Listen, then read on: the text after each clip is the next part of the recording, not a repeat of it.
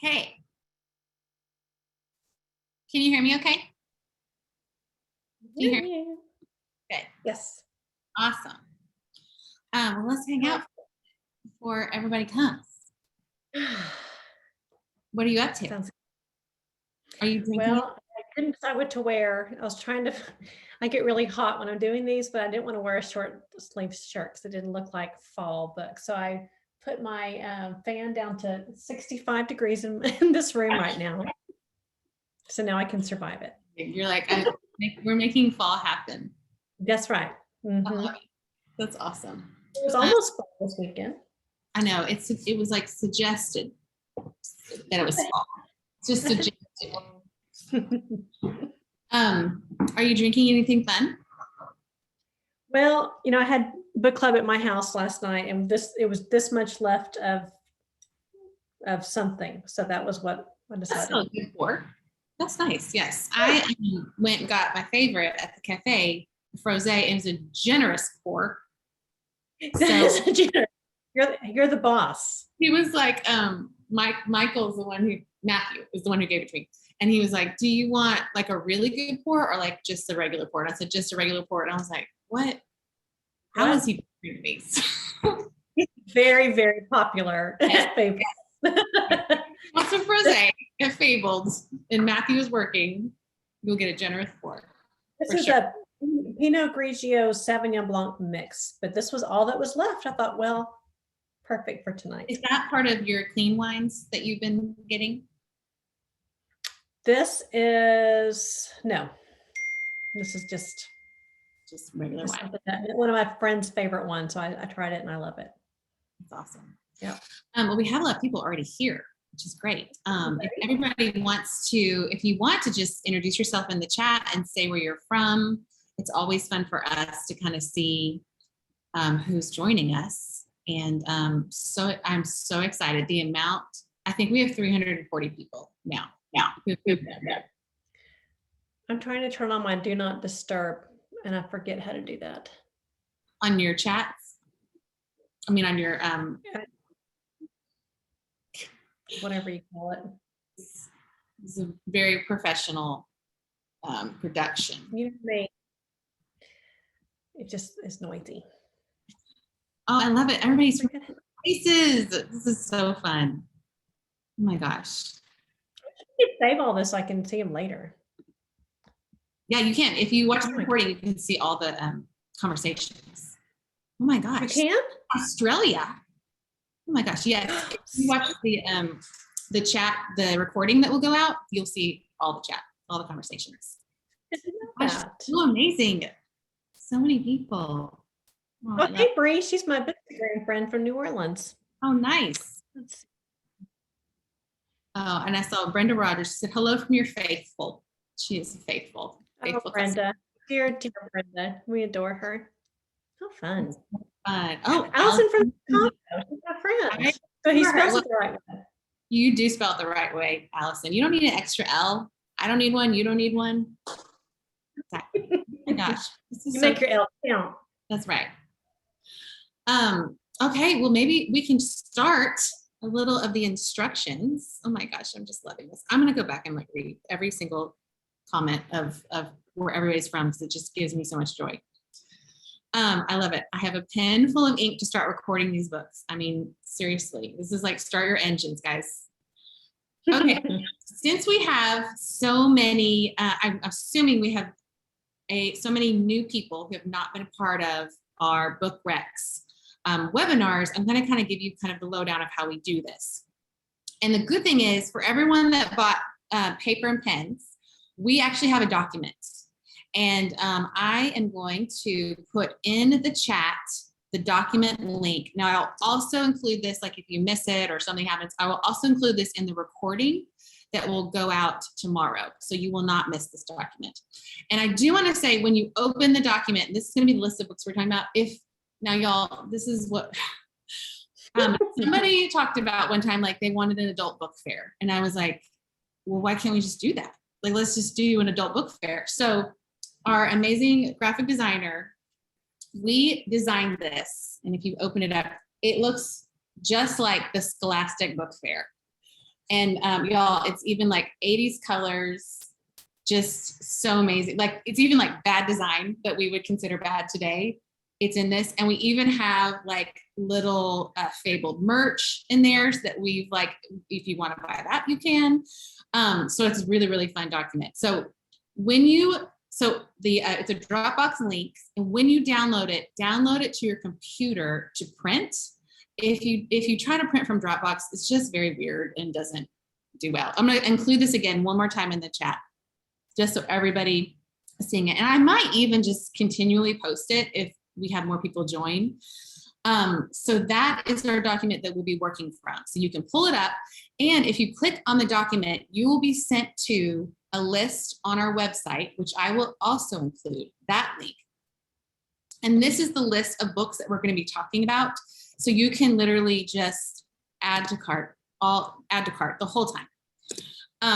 So that is the list, but also the document is hyperlinked. So that will send you to the list too. So you will have hopefully everything that you need. And then most importantly, which I'm sure everybody is here for, is the coupon code. Now, the good thing is the coupon code is written on every single page of the document, but I'm going to put it here too. And it's basically in all caps, fallrexbookfair.com. Oh my gosh, no, fallrexbookfair. I did not buy that domain. Do not go there. It's nothing to do with this.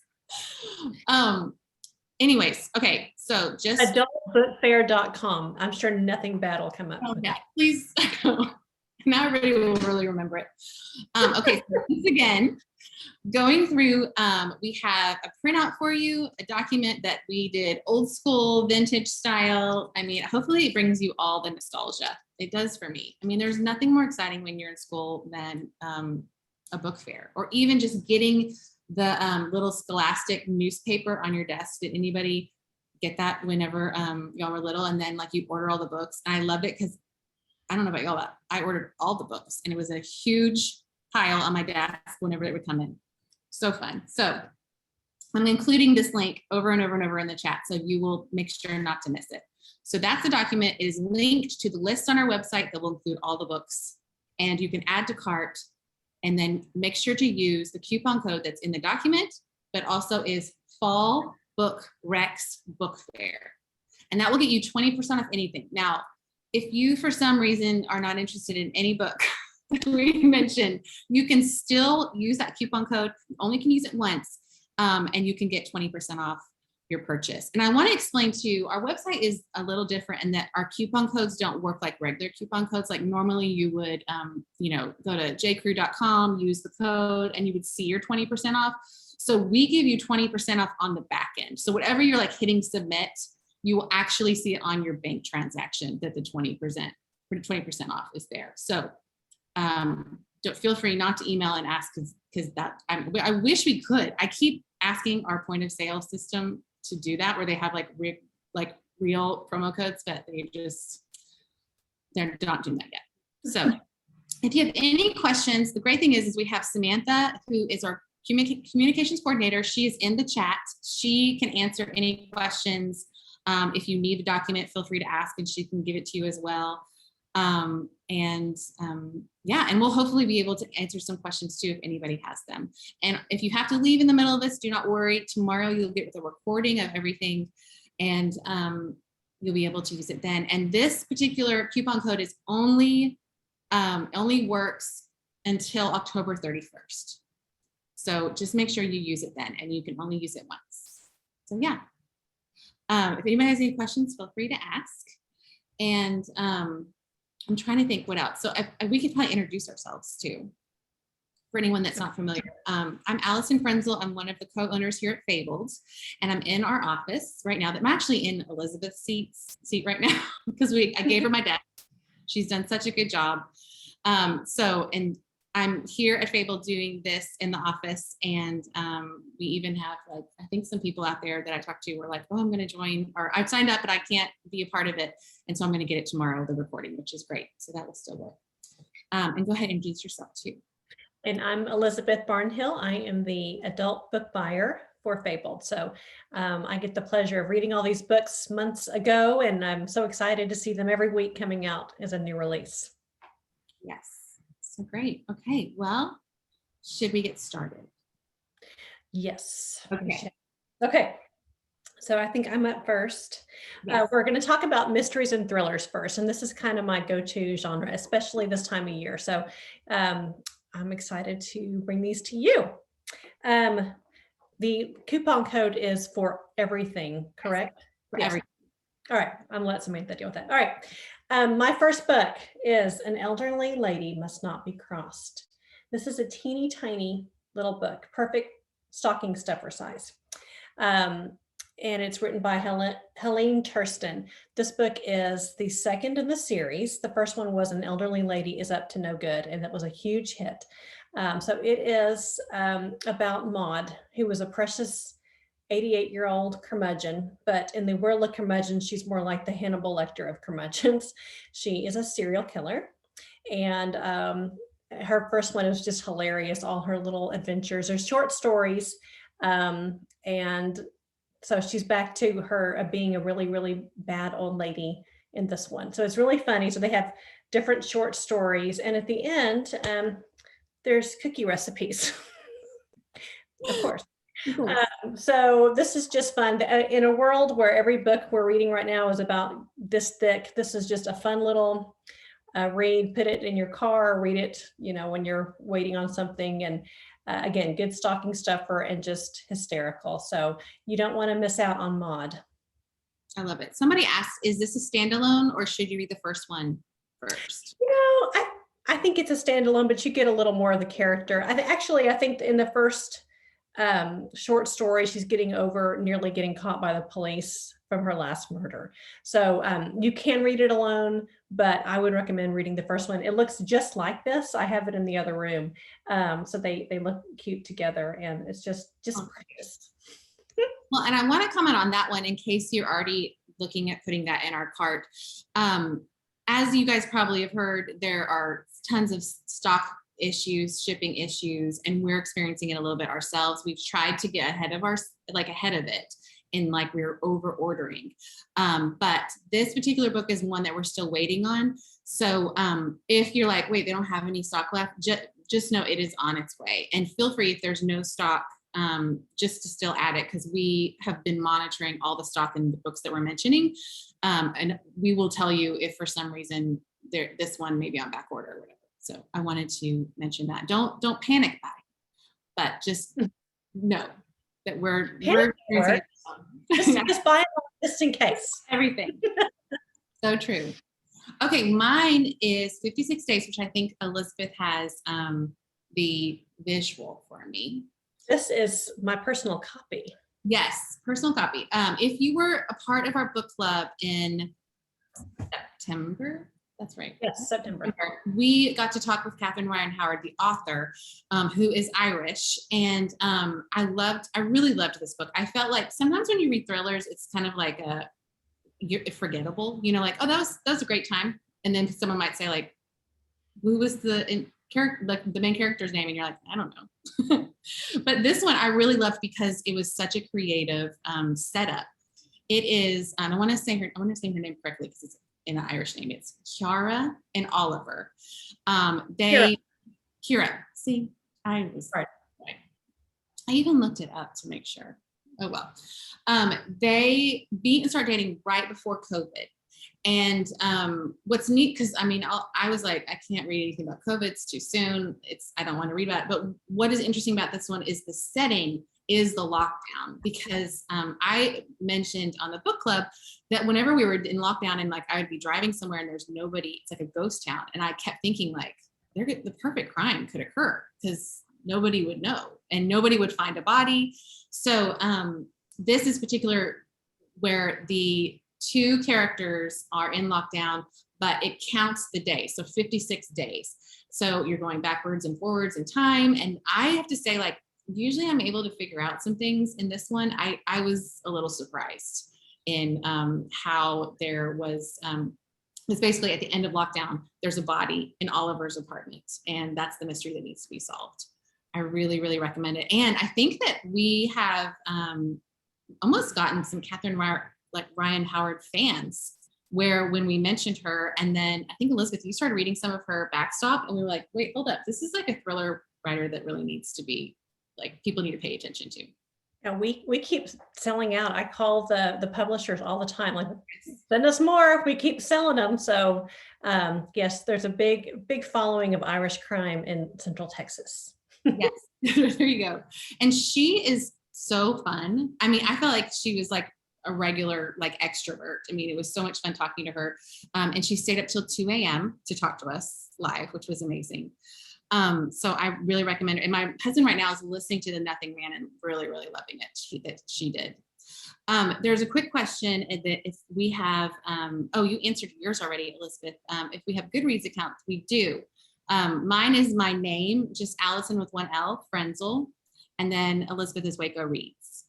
Yeah, I don't know what my Goodreads, I think it's my name. Oh, that's right. Sorry, I saw your Instagram. I did that because I don't remember. I think it's my name, Elizabeth Barnhill. But mostly you pretty much put all of your everything on Waco Reads. Yeah. So if you're on Instagram, I think that's probably like the best way. Oh, cool. The Nothing Man is free right now on Audible Plus. Yeah. That's awesome. Okay. I think you're next. Okay. I've got several series that I am going to talk about tonight. But one of them is the new one from Anthony Horowitz. He is perfection. I love Anthony Horowitz. He's amazing. I have read everything he has written. He has 2 standalones and then 2 series. One of them is the Magpie Murder series, and one of them is the Word is Murder series. And this is the 3rd installment of the Word is Murder series. Yes, you need to read them in order. It really helps because we are not animals. We say that a lot in currently reading. So in A Line to Kill, what I love about Anthony Horowitz is he writes in such a unique way. So the Word is Murder, well, the Magpie Murder series, it's always a book within a book. In the Word is Murder series, which this is a part of, the author is a fictional character in the book. So Anthony Horowitz, who was a screenplay writer, I mean, he actually talks about being a screenplay writer as a fictional character in this book. But he has been commissioned by this super naughty detective named Daniel Hawthorne to write Daniel Hawthorne's kind of greatest hits, or to follow him around in his life and do some books about cases that he solves. And he's sort of he has gotten in trouble for several things. He's totally naughty, super bad, and utterly hysterical. The relationship between Anthony Horowitz in the book and Detective Hawthorne is just really, really funny. So in this one, he is there. It's like a closed room murder. They're sent to this beautiful idyllic island south of England, and they're sent to a literary festival. I think that Anthony Horowitz is presenting his book, The Word is Murder, which is the first in the series, in this literary festival, and somebody gets murdered. So it's somebody on the island, and thoroughly entertaining. I probably love this even more than the second one, The Sentence is Death. I loved the setting, and again, it's just an utter delight. So definitely, if you haven't started the series, start with The Word is Murder. There's only 3 of them, and they're all just wonderfully entertaining. And I hope to have many more Anthony Horowitz fans who shop at Fabled. He's wonderful. So love it. I think you're next. Oh, sorry, just basking in the glow of Anthony Horowitz. Okay, this one I talked about a lot this week. No One Will Miss Her. This is by Kat Rosenfield. This is my favorite thriller of the season. And Alison, you were kind of talking about forgettable mysteries. I say thrillers are kind of, for the most part right now, they feel like they're kind of unputdownable, totally forgettable. And in my estimation, this one was not that way. There are 2 main characters in the story. One of them is Lizzie, who's kind of a down on her luck woman in rural Maine. She's nobody in town likes her. They all sort of know her, but don't ever want to claim to actually know who she is. And so in the beginning of the story, Lizzie is narrating the story, but she's narrating it from beyond the grave. So she is watching the crime scene of her death. And it's very quirky. It reminds me of Fargo or Twin Peaks, just that, I mean, there's, you know, some violent things that happen, but it's almost in a funny, weird way, kind of like, you know, is that your friend in the wood chipper by, you know, Fargo. And so we find out as the story unfolds that there's another woman who is, I think her name is Adrienne. She is an influencer in, I think, Boston. She's very wealthy, and she spends her summers renting Lizzie's cabin, which is a kind of a weird thing for a woman to do who's so wealthy. So you kind of follow the relationship of these two women, and there's so many twists and turns, you will not figure out what's going on, which I always appreciate. And one thing, it's got a little depth. I mean, you really get to know Lizzie, and you think about, you know, bad things that happen in your past. If you're from a small town, they stick with you. Things that happened when you were 15 are still talked about when you're 30. So I really, really was surprised by this book. And Kat Rosenfield is going to join us. This is our November book club at Fabled. So she'll be joining us November the 9th to talk about the book. She has written a lot with Stan Lee and also worked for MTV News. So I'm anxious to talk to her, but this is her debut novel, and I'm very impressed. No one will miss her. So great. And if you would like to join us, like Elizabeth said, we are going to talk to her in November, and Samantha has posted the link to that event, and you can sign up on Zoom. And it'll send you I think all of our Zoom events send you a reminder the day before.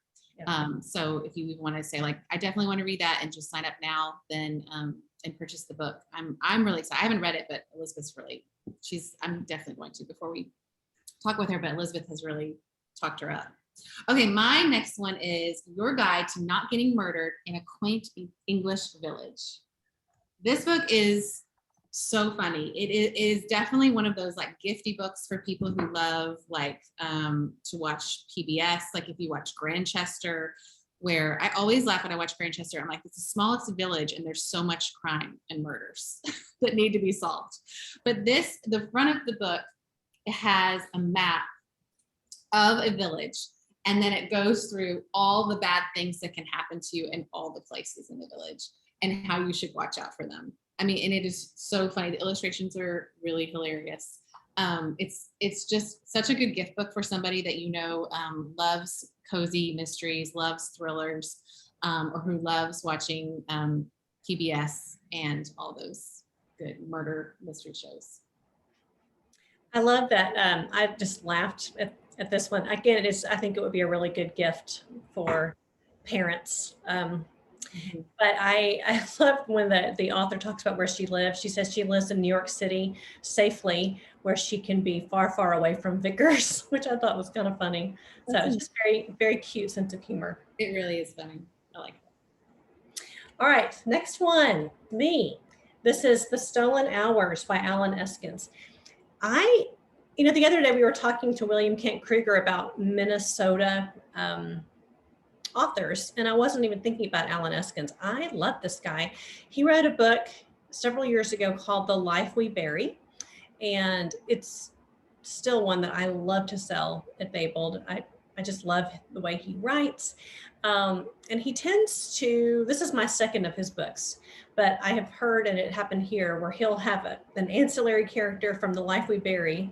The girlfriend of the main character is now the main character in The Stolen Hours. I read this book in a day. I just couldn't put it down. But this is another serial killer kind of book. And in this story, the main character is named Lila. And Lila is a up-and-coming lawyer. She's working with a really, really good lawyer, working, I guess, defending criminals. And one day, but she also has this terrible thing that's happened in her past, like 20, 30 years ago. And she can't quite get it out of her head. She was violently attacked. But the person who did this was never brought to justice. So one day she's in court, they're going through the docket, and she looks up and she sees the man she believes actually assaulted her years ago. And this man his name is Gavin. And you find out very quickly that he is indeed a serial killer. And he is just very, very proud of the fact that he continues to get away with murdering women. And in the book, it actually goes detail by detail how he manages to escape getting in trouble. The police know it's most likely him, but they can't prove it. So in one of his last murders, it was actually an attempted murder. He threw this victim into the river, but it happened that she was a really, really good swimmer, so she was able to escape. So this is sort of a cat and mouse with Lila and Gavin. Gavin realizes fairly quickly, he remembers her as well, and decides he needs to eliminate her. So it's fast moving, really highly entertaining. My publisher rep said Alan Eskins is kind of a big deal in the northern part of the country, and I don't think he's as well known down here. So this is one of my jobs, is to get Alan Eskins on the radar. So, up again. Wiley Cash, When Ghosts Come Home. I love Wiley Cash, and I think every book he writes, he's getting more and more esteem. People are starting to recognize his name. He sort of reminds me of a Southern version of William Kent Kruger. Very, very, his sense of place is very important. He writes, where William Kent Kruger talks about Minnesota, he writes about rural North Carolina. And in the story, the detective is an older man, not the sheriff, Winston Barnes is his name. And he is up for re-election, is fairly sure he's not going to win re-election. He's up against a guy with a lot of money and political clout. So he's kind of feeling like it's his time to leave his job. But one night, in the middle of the night, he hears what he thinks is a plane crash. And so he goes out to investigate, and sure enough, there is a plane crash. There's a plane kind of on its side, and a dead man next to the plane, but no cargo and no pilot or anything in the crashed plane. So he's trying to solve this mystery while also trying to run for re-election. And it's just a really, really good story. It takes place in the 1980s. And one of the most interesting endings of a book that I've read in a long time. So I love Wiley Cash, and hope that you do too. All right, I've got quite a few books here because I've got a lot of murder mysteries. The next one is The Devotion of Suspect X. This one I actually heard, this is the only book in our collection today that is a backlist book. My friend Meredith Monday Schwartz recommended it, and I read it, and it is a 5-star read for me. It'll be one of my favorite books of the year. So I wanted to let you guys know about it too. This is translated originally from Japanese.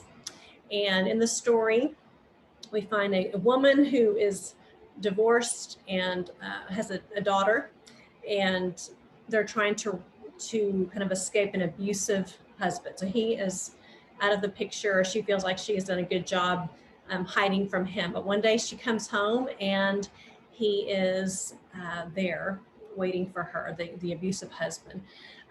So things get a little violent, and don't want to give too much away, but the next door neighbor of this woman kind of figures out what's going on, and he knocks on her door and lets her know he wants to help her. So it's sort of a story of this, how the neighbor tried to help cover up this crime, because it is sort of a righteous crime. And this man was going to do some serious damage to this woman and daughter.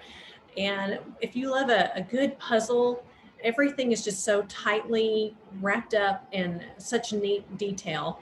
I just loved this book. It's The Devotion of Suspect X. And this may be, okay, this is my last of second in a series. So last year, one of my favorite books of the year was The Thursday Murder Club. I could not have loved that book more. Richard Osman is a British author, and the success of that book really even surprised Penguin. They couldn't believe how well this did. So the story, quickly, The Thursday Murder Club, this is a group of 4 or 5 pensioners in London, and they are all extremely smart, very accomplished people in their day, and they don't want to just while away the rest of their life knitting or watching Wheel of Fortune. So every Thursday they get together and they solve cold cases. And the main character her name is Elizabeth, and she reminds me of Angela Lansbury. She's one of the coolest characters I've ever read. And definitely read The Thursday Murder Club if you haven't read it first. We sell so many copies of that book, and it just came out in paperback. This is more of the continuing story of Elizabeth, more of her backstory. She was, if memory serves, I think a CIA agent or whatever the British version of that is, and just utterly entertaining. So definitely pick up, and they look the same, so it's kind of a nice pairing. But Thursday Murder Club and The Man Who Died Twice. Now we're going to go to fiction. I know that a couple people have joined us, and I'm just going to post all of the links one more time in our chat. So the first one here is a document that we are going from that you can use to read over later and pick what you like. And it is linked to this list on our website. And if you use this code, and when you check out on our website, there is a space for notes or PO number. You can put the code in here in those places, and our booksellers who are standing by will be able to give you that 20%. But just know that the code is not going to necessarily take 20% off of what you see on your invoice, but you'll see it on your bank transaction. So that's how we kind of get around the idea of not really having coupon codes that work on our site. So, yeah. All right. Shall we move on? Yes. So I think this fall has been, I think the theme has been very famous authors writing extremely large books. So I think I've decided that authors had nothing better to do but write, and all the publishers decided to take off for quarantine and not work. Or the editors, because they're all really long. And some of them have been fabulous, and some of them have been, so we're going to give you all the good ones. And the first one is Apples Never Fall by Leon Moriarty. I love Leon Moriarty so much. She reminds me of Frederick Bachman. All of her stories are filled with quirky characters, and somehow they all relate to each other in unique ways. It's sort of like those movies, is it The Holiday? Not The Holiday. What's it, like the Valentine's movie, or all of the all famous people. Yeah. And say, yeah. And somehow they all you find out later on how they all relate to each other. that's my cat. Love Actually, that's a good one. Yeah, Love Actually is one, and there's one about Valentine's Day, I think. You're the movie person. I can't remember the name. I like that one. So anyway, this story it centers around the Delaney family. A lot of her books are kind of mommy drama that happens with little kids. Well, these are 4 adult children, and they all got massive issues, as well as the parents, and they're doing the best they can. But they live in Australia, and the Delaney parents have run a kind of a famous tennis. They're famous tennis pros, and they were the coach of the most famous, like Roger Federer type person in Australia. And at some point, this person, the Roger Federer character, goes to a different coach, and there's some disgrace. But at the beginning of the story, we find out that Mama Delaney has left a message, a cryptic message for her family that says going off grid. That's all that they have heard. So it's kind of strange. Their mom wouldn't normally do that. And they're trying to decide whether she actually is just going off grid or if something a little more nefarious has happened to their mom. So police get involved. Of course, the husband's always the one who does it. So they assume it's the husband. And there's also kind of a mysterious stranger who shows up at their door a year ago. So you kind of go back in a year ago to find out about this girl who's just shows up at their door and they've let her in the house. And so it sounds kind of strange, but it all works together. You kind of fall in love with the family, and I love how it wrapped up. This is sort of, I've read every one of her books. To me, this one's kind of right in the middle. It's not quite what Alice Forgot, that I dearly loved, but I really, really loved this. It's a solid book. All my friends who play tennis, I've recommended this book to, and I really enjoyed it. So that is Apples Never Fall.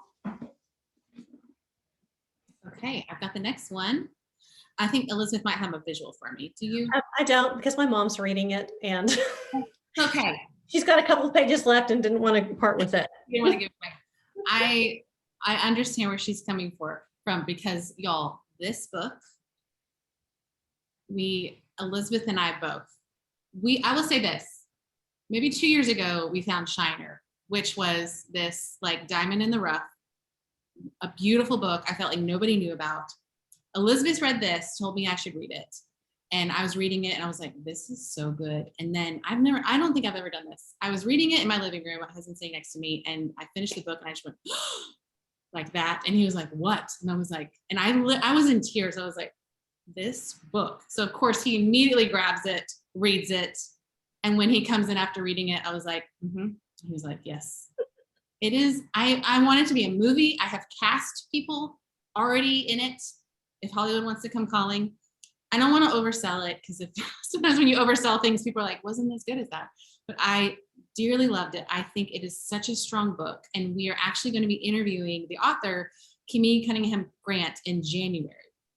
So this is one that even if you can start now or start at Christmas and you can read it in time for us to talk to Kimmy, this is probably my favorite book of the year. I'm not kidding.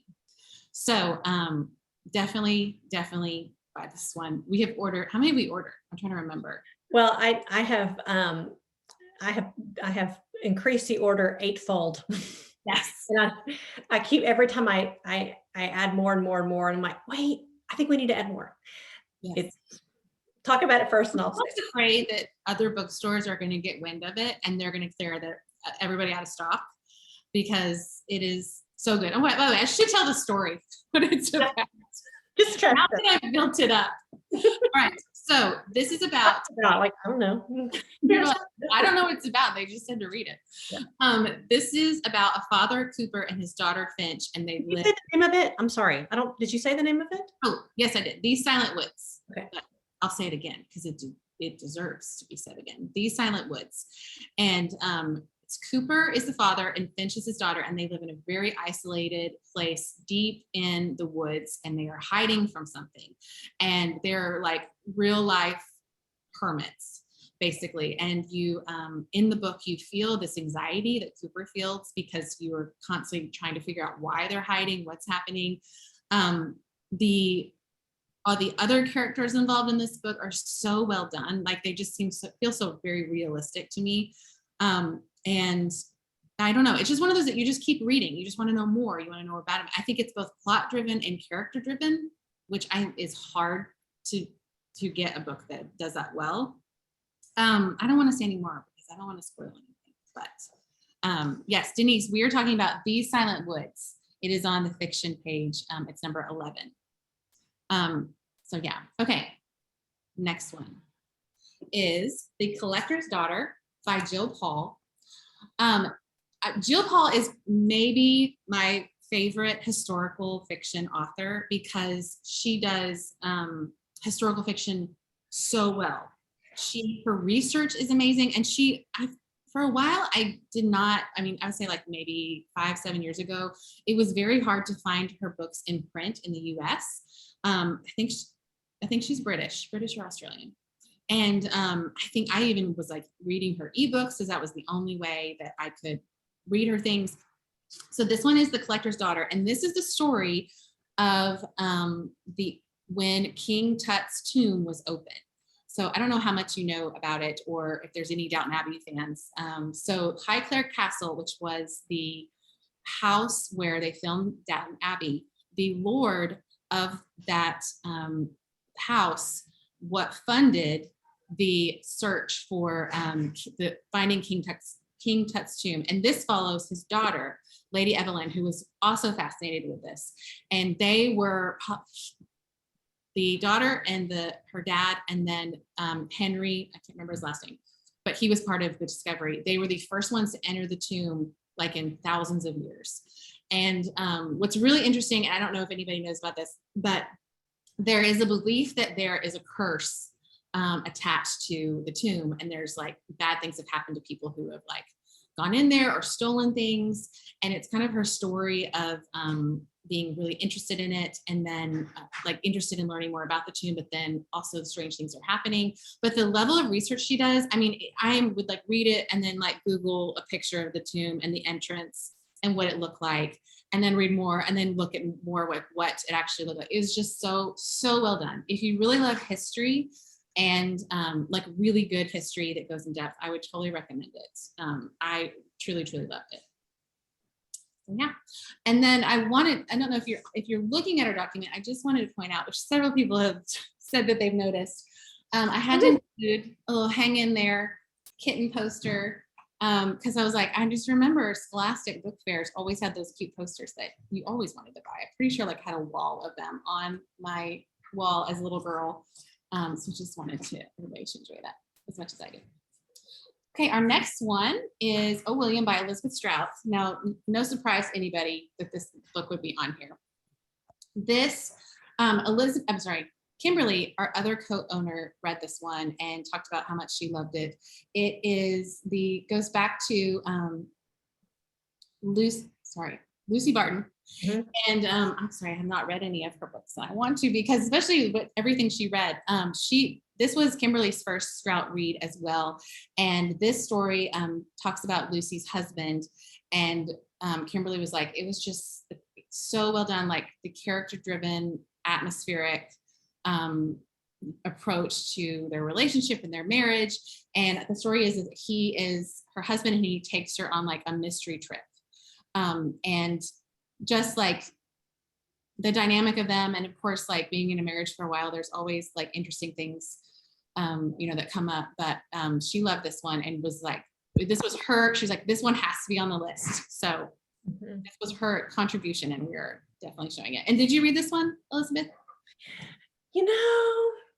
Among all the 60 books you read, she's not my go-to. She's a very quiet, contemplative book. So when I find that we have quiet, contemplative books, I ask Kimberly to read them. And I love it because we're just a village and we can do that together. But she kind of writes like Anthony Horowitz, where she's got two things going on. So she's got Olive Kitteridge and then Olive again, and then Lucy Barton, and this one is kind of the continuation of that story. So I have read her stuff. She's a gorgeous author. She writes beautifully. It's just they're just a little quieter than I have. They need to have. I get it. Someone asked if they needed to read Lucy Barton first, and Erin said yes, read them in order. Yeah. Kimberly said this was her first book to read, and she loved it. So it just kind of depends, like if you love a series and how a character builds throughout several books, or if you just want to start with this one. It would probably enhance the experience, but I don't think it's necessary. But yeah, definitely, we've got them all. So yeah. Okay. Here's my next big book of the season, Harlem Shuffle. This one is interestingly has had mixed reviews, but I liked it. I think that if you go into this thinking, I love the Nickel Boys, so this is Nickel Boys Part 2, you're going to be sorely disappointed. Colston Whitehead, just in my opinion, is maybe the best author writing today. I love every sentence he writes. I just feel like he's a warm blanket on me. I love him. It's kind of an interesting story. It's a heist story, but it's not exactly extremely fast moving. And I probably liked the first part of this book a little better than the ending, but I still loved it and I would recommend it. I also think this is a good book for men, sort of that heist crime novel, but it takes place in Harlem in the 1960s. And the way he describes Harlem in the 1960s, I mean, I would buy the book just for the descriptions and his store. Ray Carney is the name of the character, and as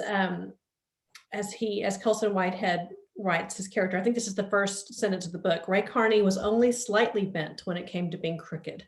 So Ray has got a wife and a daughter, and he's trying so hard to open up this business in Harlem, and it's hard to make ends meet. He wants to provide a wonderful life for his family, and it's kind of hard to do with what he's making at the store. So occasionally his cousin Freddie comes by. They kind of come from a long line of crooks and low-level crooks. And so Freddie will give him some things to fence, and there's no, don't ask, don't tell. And that's kind of a way for him to make money. Well, there's one big heist that Freddie has planned, and in a hotel that's sort of like the Waldorf Astoria of Harlem, and things go wrong. And so there is murder and mayhem and car chases and gunfights. And but I really, really enjoyed this one. He writes so many different genres, but every genre he just writes beautifully. So that's Harlem Shuffle. Am I up again? Oh, yes. I'm out of order. All right, this is my last humongous book to talk about. And this is Cloud Cuckoo Land by Anthony Doerr. Of course, we all know Anthony Doerr by his beautiful book, All the Light We Cannot See. This is not like All the Light we cannot see, but it is a fascinating story. And this would be a good book club book. After you finish it, you're going to have questions. You're going to want to talk to people who have read it as well. So in Cloud Cuckoo Land, which is the weirdest name ever for a book, it takes place over about 700 years. And there's three timelines. The 1500s, 1400s in Constantinople, present day in Idaho, and then sometime in the future in outer space. So this is a little historical fiction, a little climate fiction, and a little science fiction, all wrapped up in a book. So each character in this book, from the 1400s on to outer space, all love this ancient Greek text called Cloud Cuckoo Land. And I just loved it. He writes it beautifully. It takes a little bit, you're going to have to give yourself a little bit of time to really get into it. So I would not do this where you're planning on reading a chapter a night, and probably wouldn't recommend it on Audible either. I think you need to really sink into it. But after, I really enjoyed it. It's not anything I would ever normally read. I don't read science fiction, but I loved it. So yeah, Cloud Cuckoo Land. I hope everybody appreciated the Lisa Frank spiral notebook graphic. I wish we could offer that as we're actually selling in our shop. Okay, the next genre that we have is holiday vibes, and I'm up first with Meet Me in London. I have a hard time with romances. I feel like they just aren't right. But this one I really, really enjoyed. It follows a girl named Victoria, and she is a fashion designer, and where she works with students and tries to get them materials because maybe they don't have a lot of money to buy materials to do designing. And she meets Oliver, who's opening up a department store, a very wealthy man. And he has been burdened by his mother to have a girlfriend, to bring someone to Christmas dinner. And they kind of run into each other so much that he says, could you just pose as like my fiance?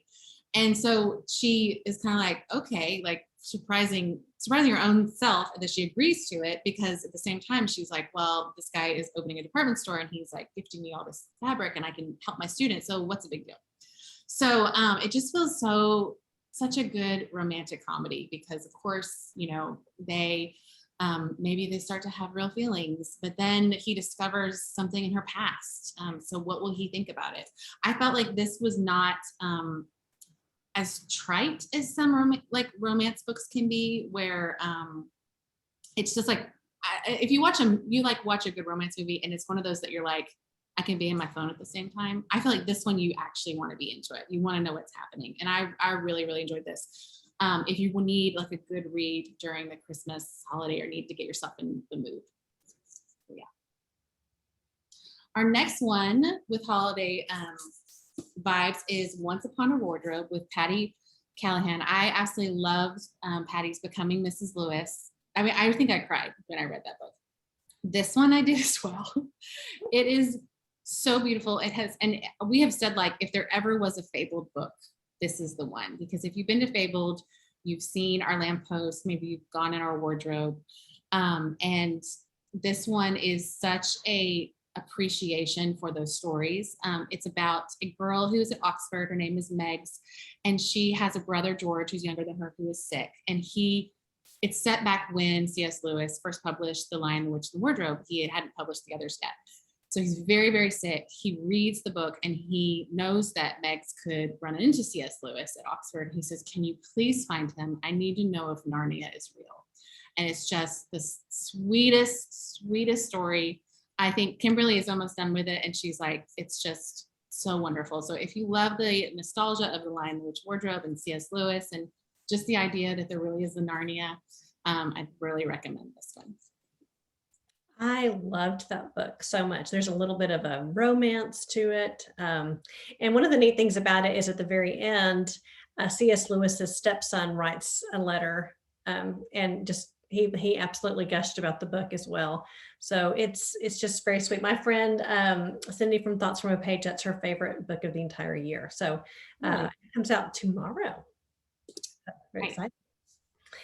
Okay, this is my nod to the holiday book. It's called The Holiday Swap by Maggie Knox. This is very, very cute. I really enjoyed it. Cute is not really a word I use to describe books that I enjoy, but I think this is one that you could really enjoy during the holidays. It's kind of a stressful time. It to me reads like a Hallmark movie. So in this story, we have identical twin sisters who are both dissatisfied with their life. And there's food involved, as there always is in a Hallmarky kind of a show. So they decide that they want to switch places like they did when they were younger, just to, actually, I think one of them actually got hurt. Maybe she hurt her nose or something where she couldn't film her food TV. So her identical twin sister takes her place and they switch places. So very sweet, very cute. I think this one will sell really well for the holidays, and all of us are kind of stressed out and needing a little bit of a happy, sweet story. So that is The Holiday Swap by Maggie Knox. We have lots of copies at Fabled. So. I feel like if you love like the Great British Baking Show, that has that feel in it. For sure. Okay, our next section is bio memoir, and here is Katie Couric's book, Going There. This was an arc that we just got randomly. I don't even think we got like a note from the publisher. And I kind of was surprised because normally the publishers with big celebrities, they don't let you read their bios ahead of time.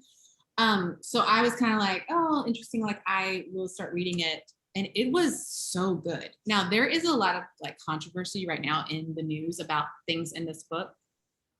I honestly don't know why. What I like about the book is she's very honest. There are things about her, of course, that I wanted to know. Like she does address when everything came out with Matt Lauer. She does address September 11th they were on the air when that happened. Her kids were like near September, like near like the area of the World Trade Center.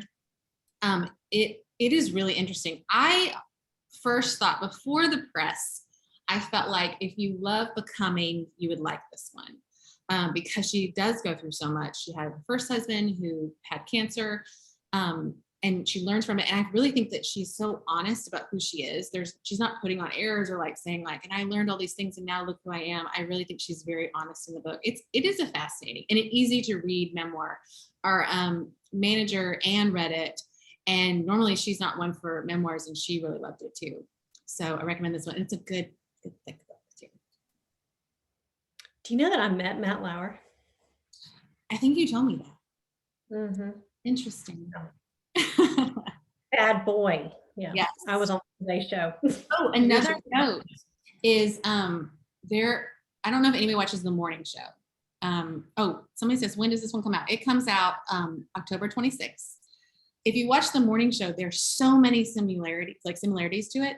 Enough to, in the book, she mentions that, where she's watching the morning show and she's like, why is this so similar? And the people who are producing the morning show are like, no, it's just like coincidence. But I'm like, that is really interesting. So if you watch the morning show, it's a very good companion to that. I need to watch that. I've heard it's really good. It is really nice. Okay, and my pick this fall is Haley Mills's Forever Young. I loved Haley Mills so much. Look at her precious face. Her The Parent Trap, I probably watched that movie 50 times, 100 times. I could still quote the entire movie to you.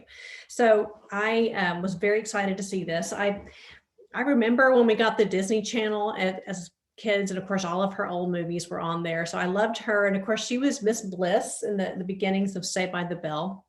So lots of different generations know her. Her sister actually was on Passions, the soap opera, I think from 20 years ago. Interesting. Yes.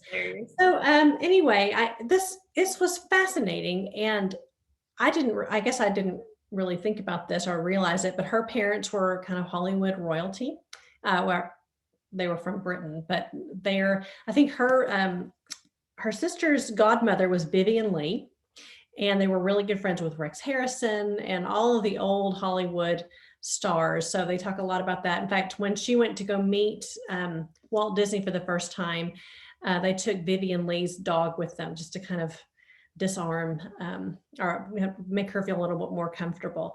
So she talks about how she was discovered and different interesting things, her relationship with Maureen O'Hara when she was doing Parent Trap. And I don't know, I loved Haley Mills, and I loved learning a little bit more about the 1950s Hollywood, and I really loved it. So Forever Young. Beautiful picture of her on the front. Oh, so sweet.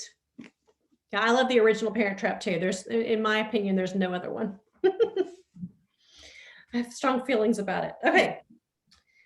Next one on our list is Laurie Coleman's More Home Cooking. I love a good food memoir. I love to cook. I love the feeling of hearth and home. And Laurie Coleman is my just absolute favorite food memoir writer. She died, I think she was about my age. She died of a heart attack in 1992. So this is actually a re-release of one of her first ones. So the first one was called, well, the one that I was familiar with was Home Cooking. And there's just something about how she writes about making a beef stew or a cold night, and how to entertain her friends and family in a very non-fancy way. Just people love, make a hearty beef stew for your friends. That's what everyone loves anyway. You don't need to make something fussy. And so these are just more of her stories. And she also wrote for Gourmet magazine, and there's just little short stories in here. And I was so happy to get my hands on it. And it was just, I just dearly loved it. So it's More Home Cooking. I think that's a great book for just the season, like just to get in the Thanksgiving mood. I mean, one of Halloween is one of the chapters in this book. And there's a chapter called Butter. I mean, how can you argue with that? So tomatoes. I love how she talks about making a roast chicken. I love to just make a roast chicken, and just how it's the most elegant and the most simple thing you can make, and everyone loves it. And I don't know, I just love Laurie Coleman. I would highly recommend her if you haven't read her and love food memoirs. Do you think it gets you in the mood to cook if you're not in the mood? Oh, yes, absolutely. It just makes you it makes you realize how important it is just to cook a nice meal at home. I don't know. It just really speaks to my love of American corn. That's lovely. Meredith just Yeah. said she loves when you do voices. Sorry, I don't even realize when I'm doing it. Awesome. Yes, I do love me some Laurie Coleman. If you love Ruth Reichel, you would love Laurie Coleman. So, Okay. all right, now this is he's just my favorite author of all time, Rick Bragg. I'm pretty sure we're related. We're both from Alabama, and I just wish that he was my uncle. I love him so much. So it seems like about every year he writes another story. He also writes the back of every Southern Living magazine. So every month, that's the first thing I turn to. And the past couple of years, he's written short stories about the South, which I think that was on our favorites from last year. But this story is about his dog Speck. And we always say, anytime you see a dog on the cover of a book, you're pretty well know that the dog is going to be dead at the end of the book. Well, Speck is still alive and terrorizing Eastern Alabama. And he says in the book that no cats were harmed in the making of this book. So Speck is a absolutely horrible dog. And he smells bad. He's huge. He eats too much. He makes a huge mess. And he just basically showed up one day on their farm in Eastern Alabama. And so he just tells us funny stories about Speck. And I just love how he writes. He writes about his mama. They all live together in this farm, and the mama just loves Speck. And the stories of him terrorizing the cats on the farm are pretty hilarious. So I will read anything Rick Bragg writes. This one was just absolutely entertaining and sweet and funny and poignant, and I loved it. If you're an animal lover, and I'm not even that big an animal lover, I just like to read about them. So anyway, loved it. Well, Belle in the comments said if she wasn't already married, she would marry him. I would marry him too. I'd fight you for him. He looks like he hasn't taken very good care of himself though, but I still love him. I don't care. He's just my favorite. So anyway, is it me again? Section is nonfiction. Well, speaking of animals, and again, I'm not a big animal. I have a cat and I love my cat, but that's about it. But I love to read about them. And this is Susan Orlean wrote On Animals. She is famous for her book, The Library Book. It's an indie favorite. We still sell it at our store. And Susan has always loved animals. And she wanted to write a short story collection on animals. So this it's fascinating. I felt like I read sort of like those old Disney Wild World of Disney documentaries. So one chapter, she talks about her chickens. And then another chapter, she talks about Free Willy. And then another is about a breeding boxer dogs and gorillas. It's all domestic or wild or any kind of animal. I learned a lot, and I just think any animal lover would really enjoy this book. It's short. You can just read a chapter anytime you want, and I devoured this in a day. I thought it was a lot of fun. So, yeah. Danielle asks if the Rick Bragg book is suitable for an 11-year-old to read. Oh, I think so.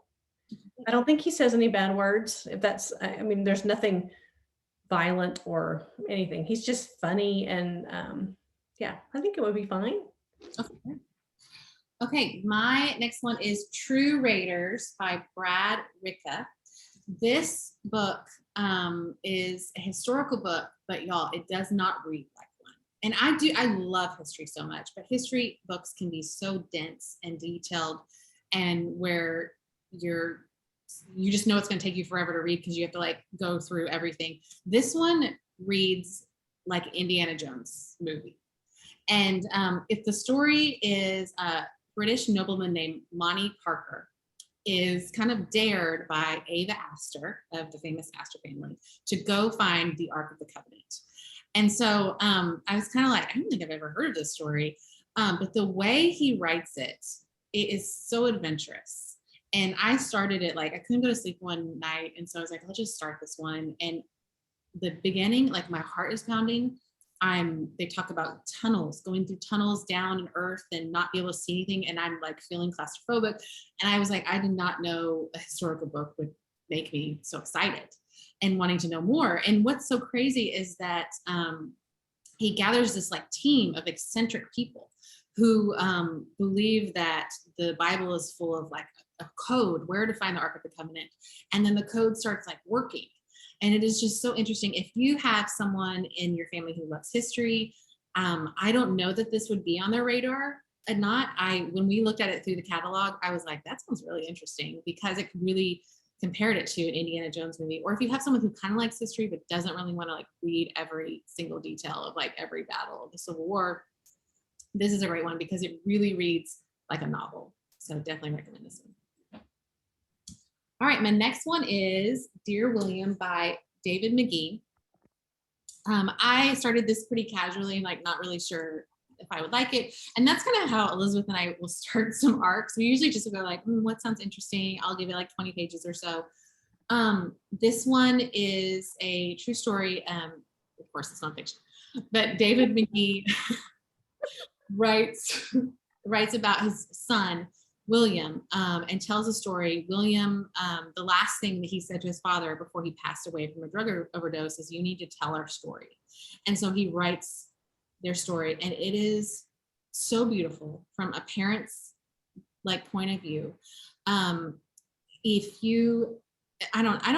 really think this book is for everyone. As soon as I finished it, I messaged David and was like, thank you for sharing such a vulnerable story. As a parent, I think it makes you really think about things, think about choices that you make, or your kids making basically like you can't control anything. But it's such a beautiful love story to his son, and really a real story about himself as a father and who he was growing up. It really is a book for everyone, really. And we're trying to get him to come to Baylor and partner with Baylor and their I guess, addictive facilities to talk about this, because any parent who has older children, college age or whatever, I would recommend you reading this book. It's really, really good. Alison says, really strongly, even for non-human, I would. I think it really shows the journey of a person through their whole life. Like David's as a father, and then William's. I mean, I think it's one of those that just really makes you think a lot about things. But again, I'm just a dog mom. I got it. Funny. I loved it too. And again, just to be annoying, we've got an O William and a Dear William, both on this. It's always fun. But choose between the Williams. Just get them both. So many Williams. But I loved this book too. And I talked to David after I read it. First of all, he talks a lot about his background, and David and I have very similar backgrounds, and actually Allison too. Both all of our fathers were professors in a college and living in a college town. And David has boy, girl like I do, and the oldest was a college athlete like my son was.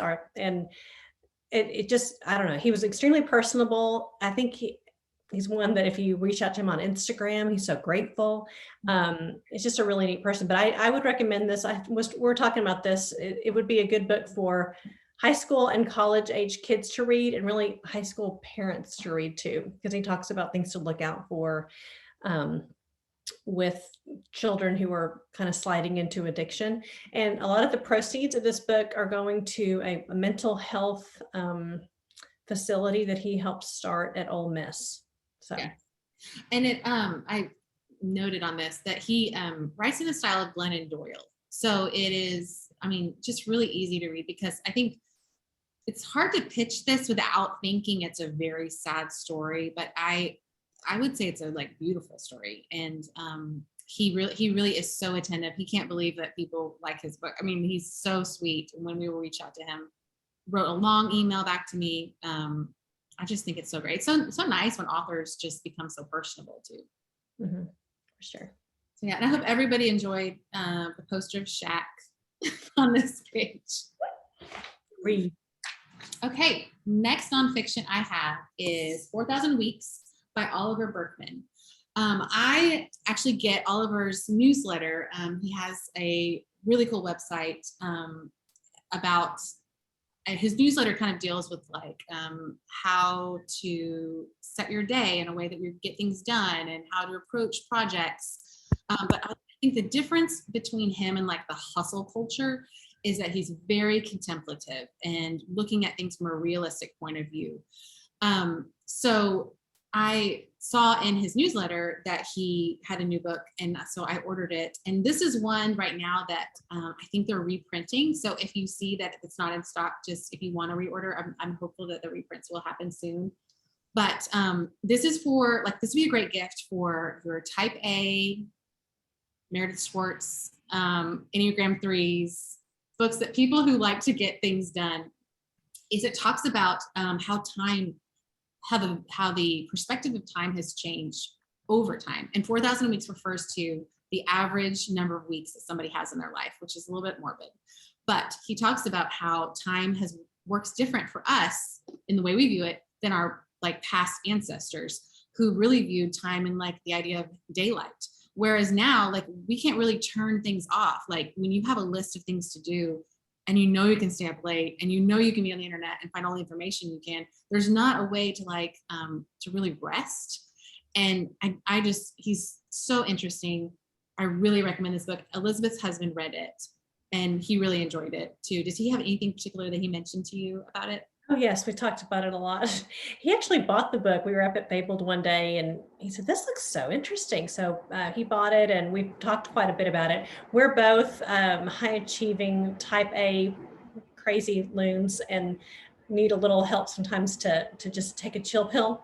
So this was, we've had some really good conversations about this. I think even talking about being okay to fail at things and I don't know. So I think it's a great book for discussion as well as just good information. Yes. I really like it. It's one of those too that you kind of want to read slowly, underline things, ruminate, come back to them. Yeah, really enjoyed it. Yeah. Okay. Is it I think it's my turn. So my nonfiction favorite, well, one of my favorites of the season is Travels with George by Nathaniel Philbrick. I love nonfiction. Nathaniel Philbrick is a big favorite narrative nonfiction author of mine. We talk a lot about how much I love disaster stories, and he wrote a book called In the Heart of the Sea, sort of the Moby Dick story that I dearly loved. But in this story, he is it's written in first person, and he and his wife and his dog travel the path that George Washington took. And it was very interesting to learn a little bit more about George Washington and how precarious things were after his presidency and how we were trying to hold the entire, all the colonies together. And, they wanted him to be king and that wasn't going to happen. So he and his wife and the dog kind of traveled the path that George Washington traveled back in the day. So they went to all 13 original colonies, and there's sort of a nod to Travels with Charlie by Steinbeck. Charlie was his dog where they traveled. So this is a fabulous gift for the history buff in your life. And I learned a lot. I even learned, there's that the rumor about his president's teeth. And I mean, it was really fascinating. And I think he gets a lot of bad press for using slaves' teeth to make dentures. And they talk about that. And it was just kind of interesting little tidbits. So Travels with George. All right. Our last book of the night is The First Nation Verses. We stumbled upon this book when we do a display for National Indigenous Peoples Month in November. And I was just looking for like new books that we could add to that, and stumbled upon this book. It is the New Testament written as in the voice of the First Nations, in which I kind of was like, that's very curious. So I ordered a couple, and then Anne, our manager, saw it come in and picked it up, and she was like, have you seen this? And I was like, no. So she started reading it. So all of the names in this book are styled as if they were of native names. So for instance, Jesus is referred to Creator sets free. Peter is referred to stands on the rock. The Pharisees are referred to as the separated ones. And it is such an interesting perspective. I feel like I enjoy looking at things somewhat like a different flavor, and to give me kind of perspective and knowledge of like how someone else would view the New Testament. And they also have the Old Testament. It's a really great book just to have and look through, and for your whole family, because we like sat there and read it for a while when it came through, because we just thought it was the coolest thing. It is, I wanted to say, whether you're native or not, you would enjoy reading the scriptures this way. So I wanted to include this. I know it's not like our typical one that we would include, but it is so fascinating, and I really recommend it. So, guys, that's it. We went through 28 books. I hope that you maybe jotted down a couple, all of them, whatever sounds good to you guys. I want to go through again, because I know some people just arrived here late, all the details one more time. So I'm going to include all the links. First, the book fair, Scholastic styled book fair document that you can click on, that will be linked to the list that we have already talked about. But if you want to go straight to the list because you want to add all the things in the cart before everybody gets them, here it is. And then one more time, I want to include specific instructions for the coupon code. I mistakenly said to include this code in the notes of your order. It's the really word is comment. And I saw a couple orders came in and people figured it out. So hopefully it's not too hard. And just remember that we'll be giving you that discount on the back end. So you'll see it reflected in your transaction. I know everybody's probably like, y'all are so sweet saying thank you, leaving. But I also want to mention that to, if you're interested in coming to our book club with Kat Rosenfield next month, this is a really good spooky book. If you need a good spooky book for Halloween, October, I recommended that. And if you are a follower on Instagram, we just launched this month our subscription boxes. And y'all, this has been a creative, I don't know how to, we have worked so hard on this, and we're really proud of it. And I'm going to include a link in the chat. Melissa, the promo code is, let me just include it really fast. It's on every page of that document, so I promise you won't miss it. But the Storybound Society is our subscription boxes, and they have different archetypes. So if you are a different kind of reader, you can literally choose the type of reader you are. We consider them as like characters. We say it's a book subscription for every character. And we have had like a great showing, and I would love if y'all are interested in our choices, because Elizabeth and myself and the rest of our management team will be curating those choices for the subscription boxes, and we would love it. Oh, and Robin said she just received her first subscription box. I'm thrilled with the choice. That is so kind. Thank you so much. I'd also like to say, these are all really, really good books, but if you're looking for great book suggestions for the holidays, I offer a free service where we can either walk the shelves in person or walk the shelves via FaceTime.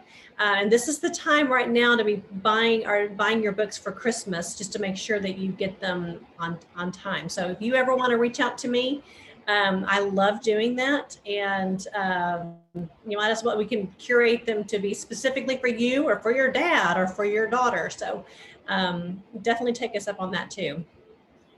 Kelly asked a really good question about if you want to buy someone a subscription box for Christmas. If you have a specific question about that, feel free to email our email at info@fabledbookshop.com, and we will give you the date that if you want to have that be a gift, we'll give you the, like, order it by this day, and definitely it'll, you know, work as far as when you want it to be delivered.